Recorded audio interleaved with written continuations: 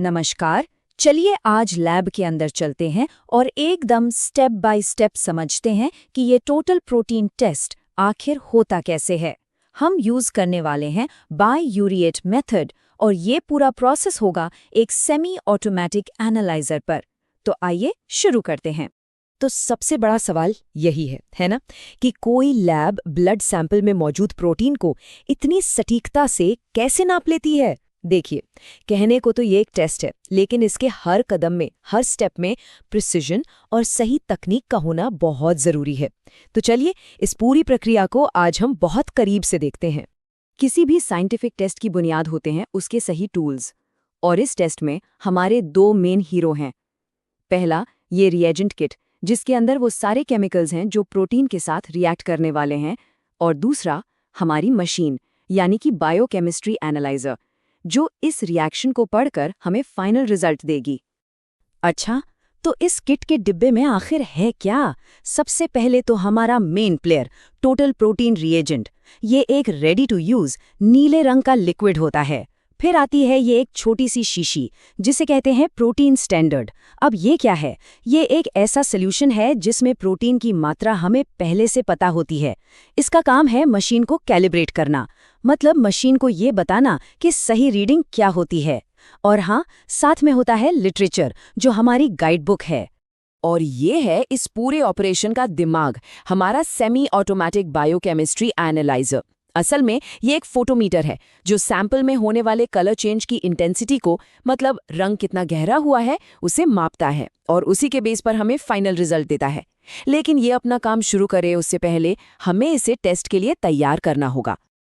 अब आता है सबसे ज़रूरी स्टेप्स में से एक, एनालाइजर की प्रोग्रामिंग।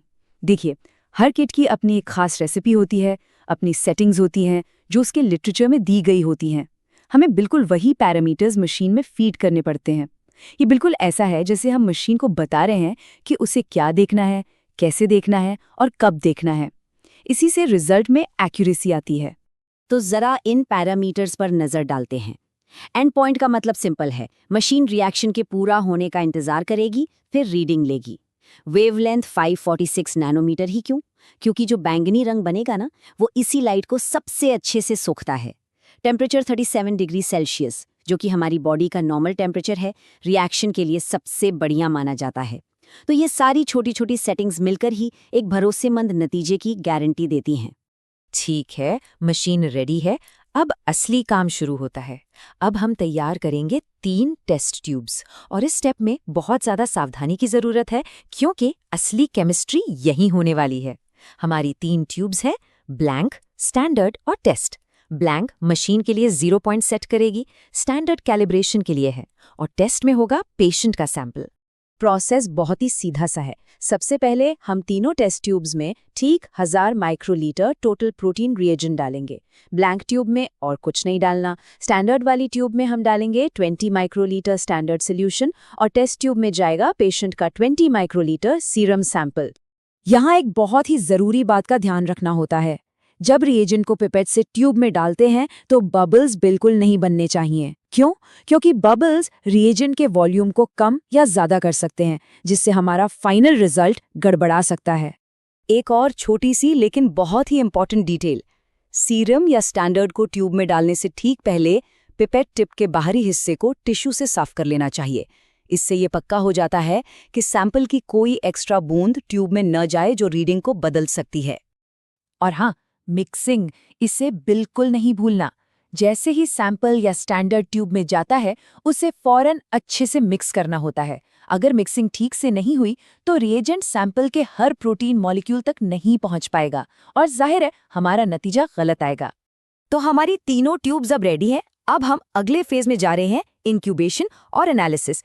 इस फेज में ज्यादातर काम हमारी मशीन खुद ही करने वाली है। अब इंक्यूबेशन का टाइम है, यानी कि थोड़ा इंतजार। हम इन तीनों ट्यूब्स को ठीक 5 मिनट के लिए 37 डिग्री सेल्सियस पर रखेंगे।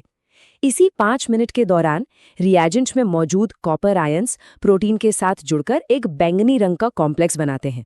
जितना ज्यादा प्रोटीन होगा, रंग उतना ही गहरा होगा, और मशीन को बस यही रंग मापना है। 5 मिनट के बाद अब एनालाइजर एक एक करके हमें कमांड देगा। हमें बस मशीन को फॉलो करते जाना है। मशीन सबसे पहले कहती है एस्पिरेट वाटर, लेकिन हम यहाँ पानी नहीं बल्कि अपनी ब्लैंक ट्यूब एस्पिरेट कराते हैं। अब क्योंकि इस ट्यूब में सिर्फ रिएजेंट है, कोई प्रोटीन नहीं है, तो मशीन इसे पढ़कर अपनी जीरो बेसलाइन सेट कर लेती है। ये रिएजेंट के अपने रंग को इग्नोर करने जैसा है, ताकि वो सिर्फ प्रोटीन से आए रंग को ही गिने। ब्लैंक के बाद मशीन का अगला कमांड है एस्पिरेट स्टैंडर्ड। इस ट्यूब में प्रोटीन की मात्रा हमें पहले से पता है, तो जब मशीन इसे पढ़ती है वो खुद को कैलिब्रेट कर लेती है। मतलब वो ये सीख लेती है कि इतनी मात्रा में प्रोटीन से कितना गहरा रंग बनता है। और अब बारी है फाइनल स्टेप की। मशीन कहती है एस्पिरेट सैंपल। अब हम टेस्ट ट्यूब को एस्पिरेट कराते हैं, जिसमें पेशेंट का सीरम है। मशीन इस ट्यूब के रंग की तुलना स्टैंडर्ड के रंग से करती है और बड़ी आसानी से प्रोटीन की सटीक मात्रा कैलकुलेट कर लेती है। तो इतनी सारी तैयारी और प्रोसेस के बाद अब वो पल आ गया है जिसका हमें इंतजार था। Final result. मशीन ने अपना कैलकुलेशन पूरा कर लिया है और अब वो हमें पेशेंट के ब्लड में टोटल प्रोटीन का लेवल बताने के लिए तैयार है। और ये रहा हमारा नतीजा, 6.8 ग्राम प्रति डेसीलीटर।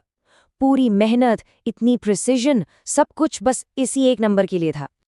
लेकिन इस नंबर का असली मतलब क्या है? देखिए, हर लैब की एक नॉर्मल रेफरेंस रेंज होती है। ये आमतौर पर 6 से 8.3 ग्राम प्रति डेसीलीटर के बीच होती है। हमारा जो रिजल्ट है 6.8, वो इस रेंज के बिल्कुल अंदर आता है।